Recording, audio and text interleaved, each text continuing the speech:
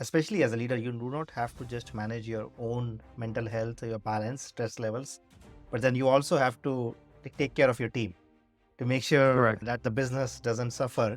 So how have you managed that balance, or what advice would you give to a manager who is dealing with their own like uncertainty, struggle, but then they also have a team who is looking up to them for coaching, for support? How do you navigate this personal versus the big responsibility that I have? That is an excellent question, Sumit. I think when I started out, I always thought that I should be the stable factor and people should be able to look up to me to see things are going okay. It's going to be all right.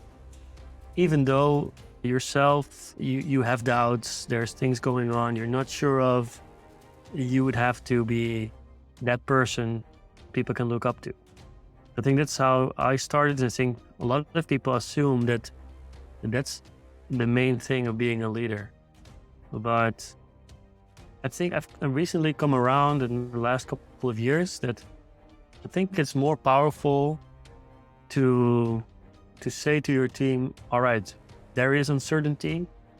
I also don't have all the answers. That is the painful truth, is that I don't have a magic ball where I can look into and know where we're going, but I can help you. I can help the team understand what steps are we going to take to make sure things are going to be clear and it's going to be all right, but not coming from a position of pretending that it's going to be all right, but really transparency, being transparent about, I don't have the answers, but I'm going to take action to make sure that we're going to make the right choices along the way. I think that would be my advice, is don't burden yourself with having to be the guy who's all knowing, but be human, be conscious about how you're going to approach things. And that is something that people will really enjoy having you as a leader.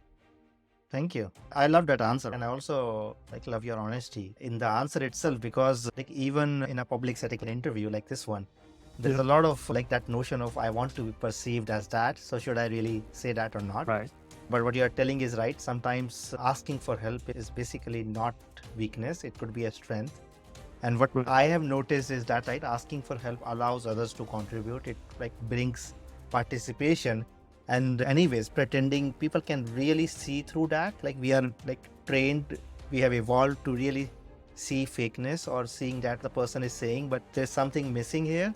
Yeah, exactly. So pretending to know something when you don't know, or pretending to be in control when things are really unpredictable, people can see through that, and it doesn't really work. Exactly. Yeah. It's about being authentic, right? Yes. Yeah. Absolutely. Yeah, I totally see what your point. I think people think this as a position of weakness, of not knowing things, but I see it as a position of strength, because you can't know everything. But if you're open about it, be authentic about how are you going to manage it, that's the most important part, right? Absolutely. It's like driving into a city you don't know. You don't know where you're going. No, you don't. But you know the rules of the traffic, you know your destination. It's going to be all right. And that's the same thing with handling these types of situations. Yes, absolutely. I always say that not knowing is the gate for future learning.